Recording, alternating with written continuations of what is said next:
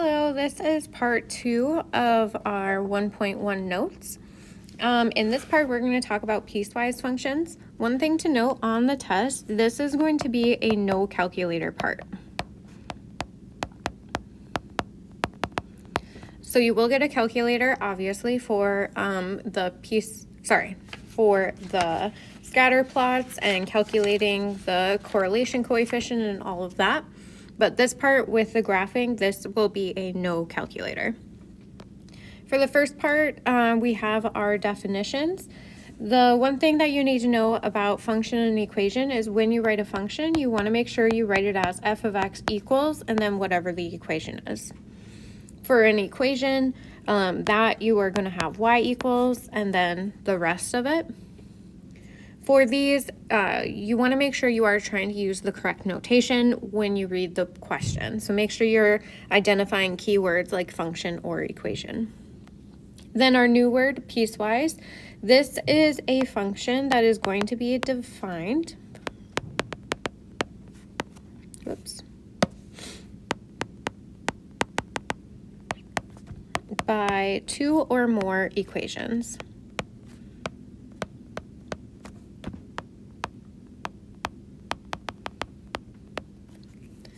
And these equations are going to be with restricted domains.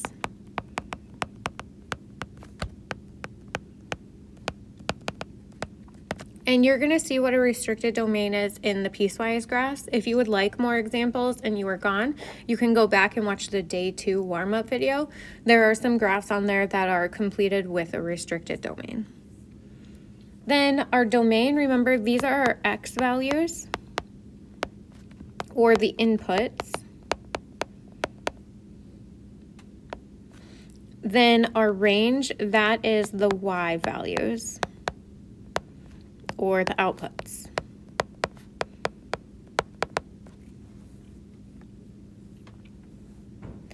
Then one thing you're going to need to know how to do is evaluating piecewise functions.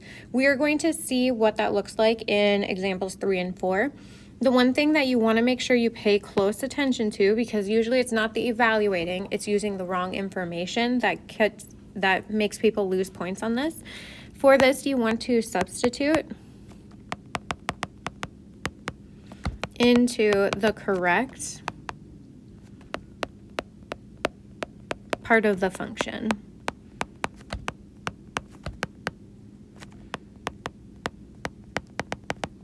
And this is, again, because of our restricted domains. So depending on what your input or your x value is, that's going to tell you what part of the function you are going to substitute into. If you need to pause and finish copying those down, you can do that now. All right, example 3. So again, this is going to be a no calculator portion of the test. So we are going to graph the function, then evaluate the piecewise function for the given values. So one thing, if you are a visual person, I strongly recommend getting 2 to 3 colored of highlighters for this unit because they can help you make sure you're using the correct part of the graph for each part of the piecewise function. So this first equation we have is x plus 2 if x is less than 2. So one thing that I'm going to do is go over to my graph and highlight in the same color all of the x values where this graph is going to be. So x plus 2 is only going to be graphed above or below this yellow highlighted portion of our coordinate grid. It's not going to go anywhere to the right of it. Then in a different color, I'm going to highlight this bottom one. So we have 2x plus 1 if x is greater than or equal to 2. So I'm going to highlight those x values with the same color blue. Okay. The next thing I'm going to do before I start graphing is identifying if the first point is going to be opened or closed. And it's only the first point that's going to be changing. The rest are all going to be closed. This top equation only has a less than symbol, so that is going to be an open circle because it's not equal to it. The bottom one has the or equal to part, so that is going to be a closed circle. So one's going to be open, the other one's going to be filled in. Okay, once you have that, then you can start graphing each of these equations. So the way that I do it, and if you have a different method that gets you the correct answer, you can do that as well, is I take the number from the inequality and I substitute that into the equation that I'm working with. So this top one is going to become 2 plus 2 equals 4. So my input was 2 and my output was 4. That's going to give us the first coordinate point that I said was going to be open. So at 2, 4, I'm going to put an open circle. Then I'm going to look at what the slope was. The slope for this equation is a positive 1. So normally from here I would go up 1, right 1. But I need to go left. So I don't want to be going up 1, right 1. I need to do the opposite of that. I'm going to go down 1, left 1.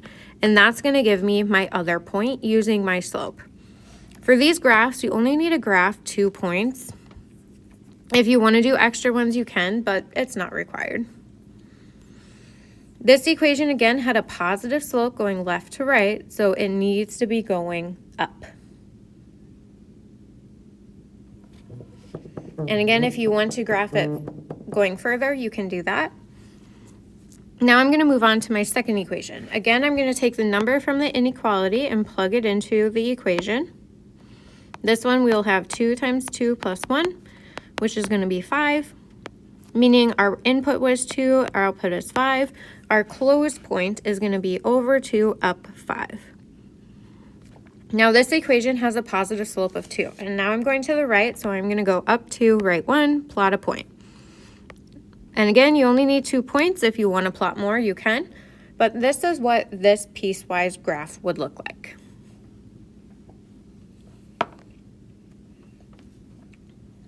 Once we have the graph done, then we can start evaluating. So again, if you are a visual person, I would recommend the highlighters again. If we look at our first question, the x value is going to be 0. So we want to figure out which one of these is going to have 0. And you can either look at the graph on the coordinate grid where we highlighted everything, where 0 would be there, or you can just use the inequalities. Is 0 less than 2? Yes. So that means this one is going to go in the yellow equation. And you'll want to do that for the rest of them. So the next number is x is 2. If we look at the inequalities, 2 is not less than 2. But 2 is greater than or equal to 2. So this one's going to go into the blue equation. Then the next one, f of 4, which x is 4. 4 is also greater than 2, so that would also go in the blue equation. And you can go ahead, plug them in and evaluate. So this one would end up being 0 plus 2 equals 2. That's our answer. Our next one, we would do 2 times 2 plus 1, and that would be 5. And our last one, 2 times 4 plus 1 will be 9.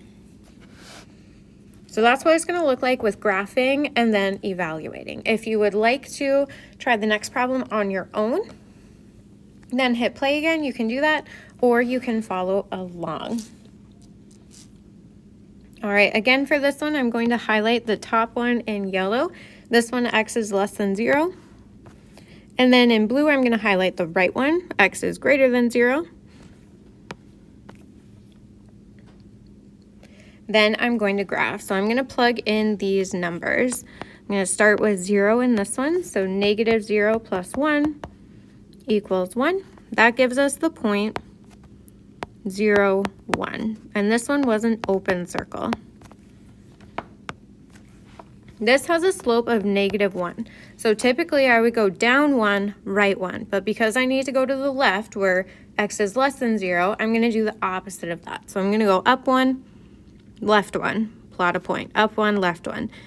And that way, looking at this line going left to right, it has a slope of negative 1. It's going down left to right. Okay, now moving on to our second equation. This one is a closed circle because it has the or equal to. I'm going to again plug 0 in here. 2 times 0 plus 1. That is going to end up equaling 1. This one also has the same starting point of 0, 1. And that will happen sometimes. That's okay. You're just going to plot them again in the same spot. Now using our slope for this equation, we have a slope of 2. up 2, right 2, up 2, right 2. Once we have that, we draw our line, and that gives us our piecewise function. Then again, we're going to highlight these numbers for f of 0, f of -3, and f of 5 to figure out what equation we're going to plug it into. The f of 0, that's going to go in the blue one because 0 is equal to 0. F of -3 will go into the yellow equation because -3 is less than 0. And f of 5 is going to go into the blue one because 5 is more than 0. Then you plug them in. We already know f of 0 is going to end up equaling 1. F of -3, oh, I'm so sorry, I plugged that into the wrong one. I apologize. 2 times 0 plus 1 equals 1. There we go. Okay, f of -3, we're going to have a -3 here, so make sure you're careful with those negatives. And this is going to end up being +4 because those two negatives become positive. Then our last one, we have f of 5 going into the blue equation.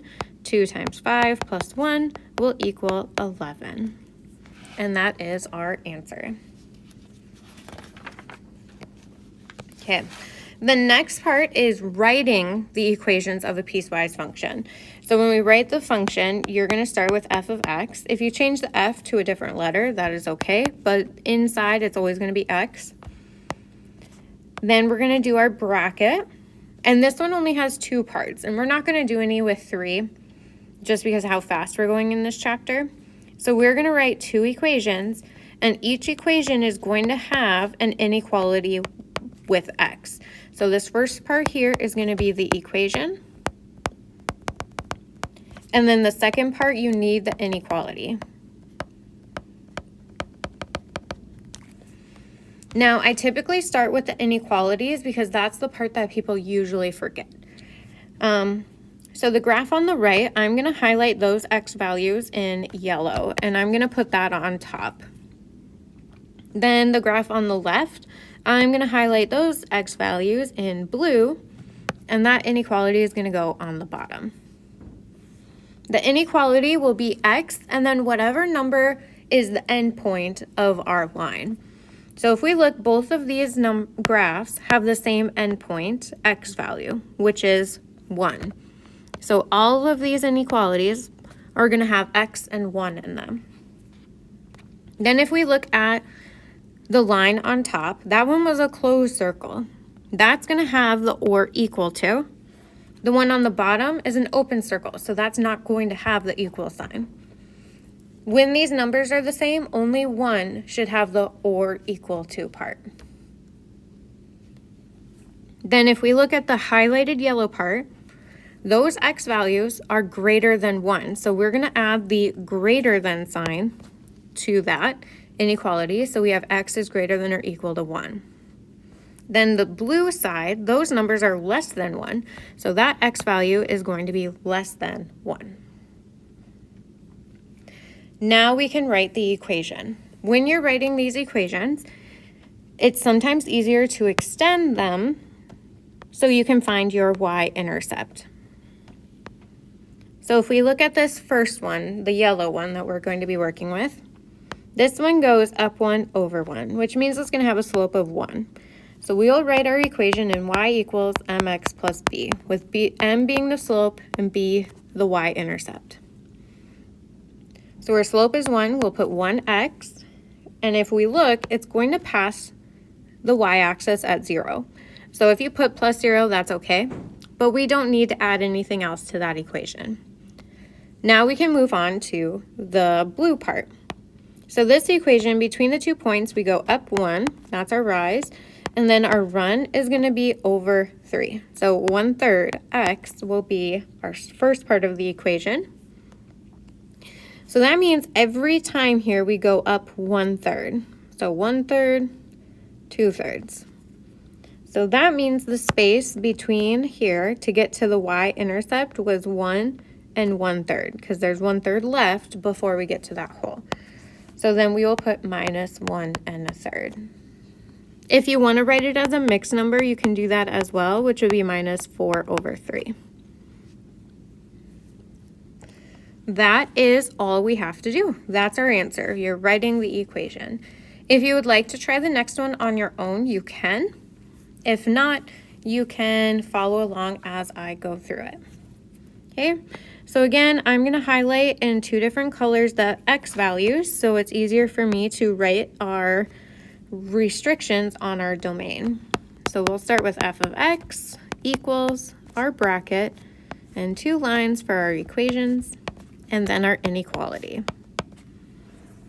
Starting with the yellow one, I'm going to again put that one on top.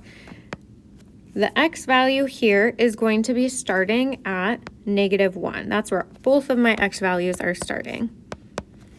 And the yellow one is going to the right. So these ones are going to be getting bigger. And the starting point is open. So my x values are just going to be greater than -1. And if I look at the slope, it's going up 1 over 3. So we have a positive slope of 1/3 and then x.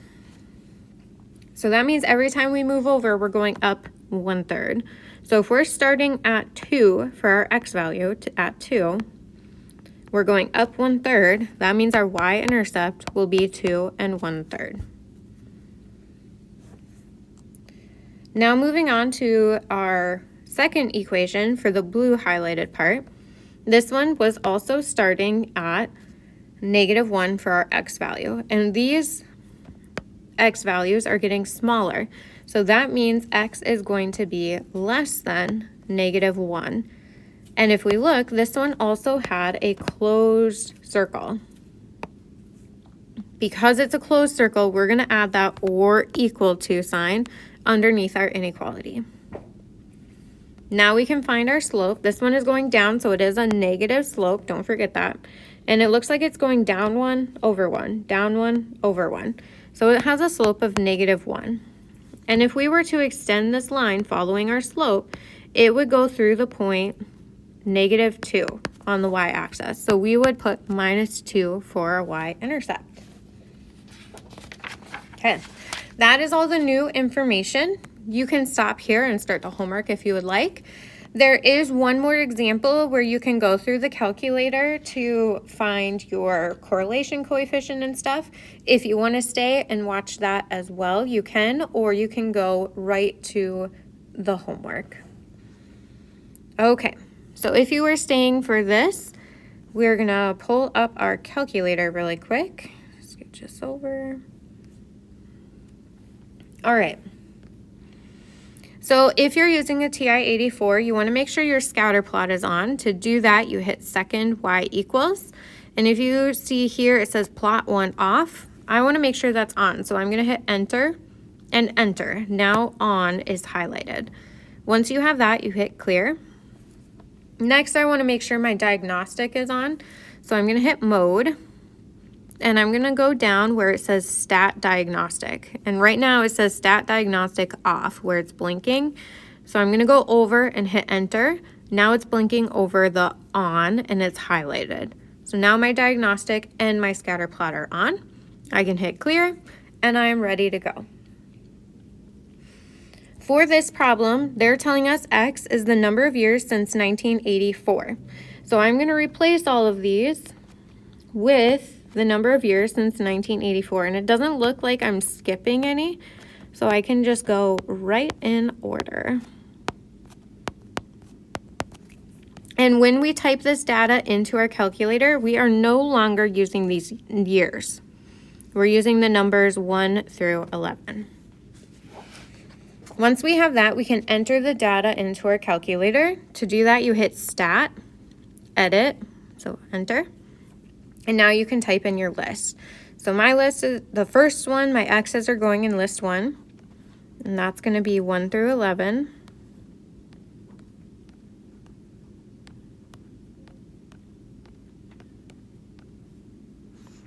Oh, every time I type 11 on this calculator, it switches to 10. There we go.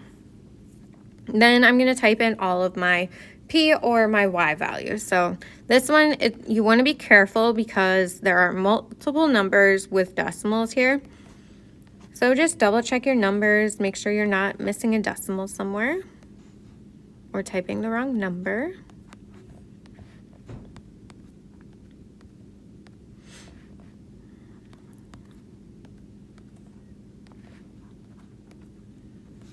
Oh, I keep hitting the wrong one, sorry. 57.7, 58.7, 61.1, 64.2, and 64.4. All right, the number values that you have in your list 1 and list 2, there should be the same amount of values in each list. Once you have those listed, to get to the graph, you're going to hit zoom, and then we wanted to zoom to the data we have in the stat button. So we want to hit zoom stat, which is number 9. Now we have our scatter plot. It looks like we have 3 groups of 2 that are kind of horizontal. So I'm going to add those to my graph. Oops, sorry, lost my graph. And then we have 2 going almost flat, and then up a little bit, and then 2 flat. So again, the number of points that you are putting in your table should be the number of points that are on your sketch. Again, I'm not grading you on how perfectly aligned yours is. It's just, is it similar to the shape that is on here? Okay, once we have that, we also need to make sure we are putting our labels. So we need to label our X, Y, and then our title. With this one, X is, we're going to label this number of years from 1984. Our Y is going to be, this one is number of patents. And our title, I'm just going to put patents / year. Don't forget, you also need to put your max for your X and your Y. Our max for our X in this one is 11. Our max for our Y is 64.4. All right. Once we have that, we can go ahead and answer the rest of the questions. And most of these, the calculator is going to be doing for us. So for B, find the regression equation for the line of best fit. If you don't remember, first you're going to hit the stat button, go over to where it says calc. So stat, hit the right arrow, so calc on the top is highlighted. And we are working with linear regression. So we're going to push number 4 where it says lin, L-I-N, and then R-E-G, which is short for linear regression. Okay, once we have that, list 1, list 2, that's what we want it to say, and it's going to say that every time because you will be resetting your calculator. Then you're going to hit the calculate. There we go. Now it's going to calculate all of our information. I'm going to erase this now because I ran out of space. So at the top it says y equals ax plus b. So our equation will do y equals, a was about 2.4164, and you'll go to 4 decimal points, x, plus b, and the b value was 39.2382 when we round to 4 decimal points. That's our equation. Next, our correlation coefficient. That is represented by R, which our calculator already calculated for us. So on here, R is equal to about 0.9676. And you want to use R, not R squared. Then part D, we're going to analyze that number. So first you're going to say, is it positive or negative? Right now it's positive. And then if it's a 0.9, 0.8, those are all considered strong correlations. So this is a positive, strong correlation. Then the last part, we are going to predict the number of patents in the year 2000. Don't forget, X is the number of years since 1984. So we're going to subtract 1984 from 2000 to figure out what our X value is going to be. And that is going to end up being 16. So that tells us X equals 16. we're going to take that equation that we found for part B, and we're going to plug 16 into it. So that 16 is going in for x. You can use your calculator for this part. I'll just type it in. 2.4164 times 16 plus 39.2382. So in the year 2000, there will be about 77.9 patents, 006. And that's our answer. All right, if you have questions on this or you need some extra help, make sure you come and talk to me, and we can try to find a time to go over some more examples. Have a good day.